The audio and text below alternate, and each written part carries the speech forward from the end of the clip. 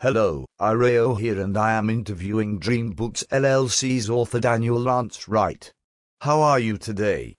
I'm quite well. Today I would like to interview Daniel here. Daniel is an award-winning author, which awards include Writer's Digest, Art Affair, Frontiers in Writing, a Bill and Writers Guild, and the Oklahoma Writers Federation, and was born and raised in Texas. Daniel is a freelance writer and novelist who went from being raised on a cotton farm to broadcasting to pursuing a lifelong hobby of writing in 2001.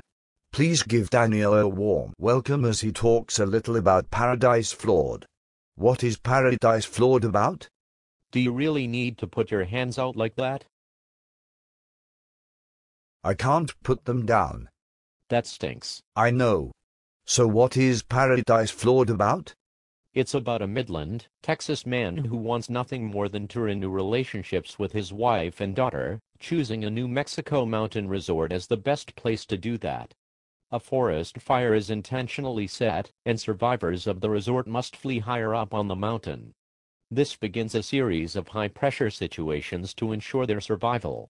He doesn't realize that it's all staged purposely to take him out. What is the hardest part about writing a novel? For me, the most difficult thing is also the most fun, getting the pacing to fit the genre I'm working on. It's tricky knowing when to slow it down, pick it up, or at what point to begin these transitions. What is your publishing adventure? And an adventure it truly has been. I wrote the first draft of my first novel in 1998. But it was the fourth one, 6 years worth, to be published first in 2007.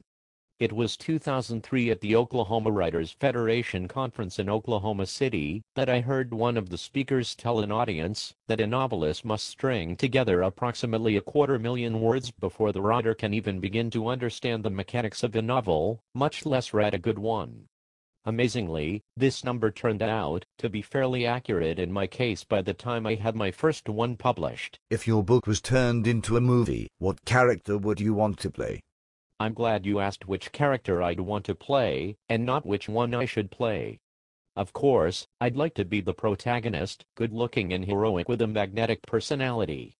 But the truth of it is that I look more like the owner of that mountain resort, and my natural personality would likely fit that character better. Who is your favorite character and why? Jojo, the teenage daughter of protagonist, Mike Hansen, is my favorite.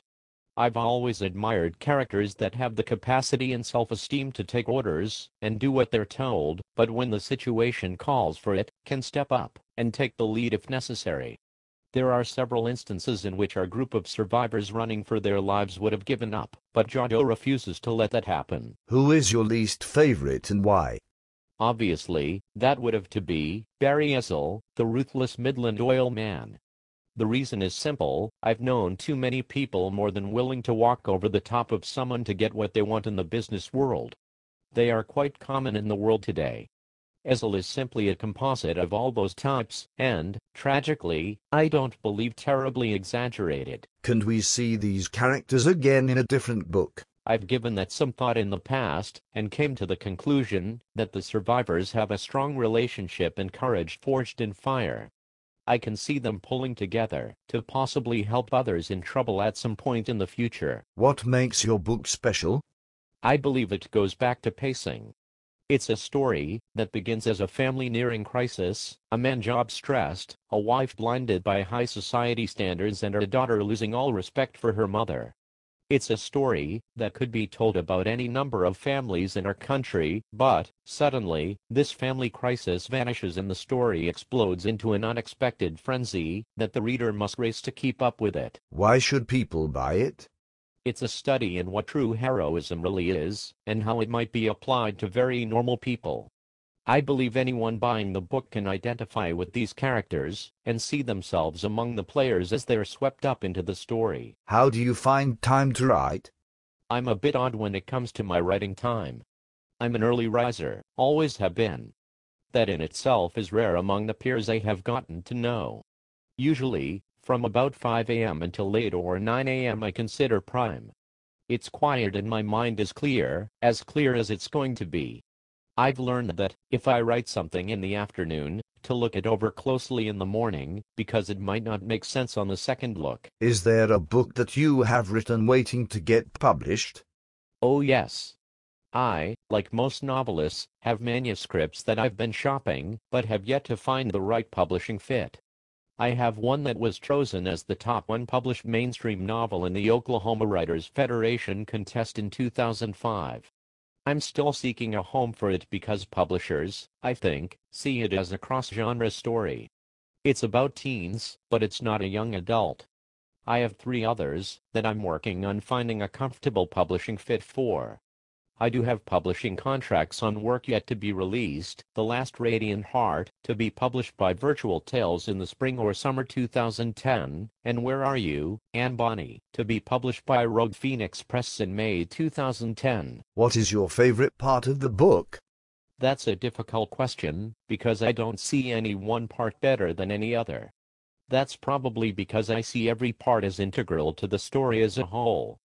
But I do have one aspect of the story I really like, and that is the fragments of 2 families thrown together, and the amazingly fast and tight bonding process that takes place. What is the thing that readers are going to like about this book? It is a true chance to escape to someone else's world for a while, and feel good about where the story goes, and how it ends up. Where is it available?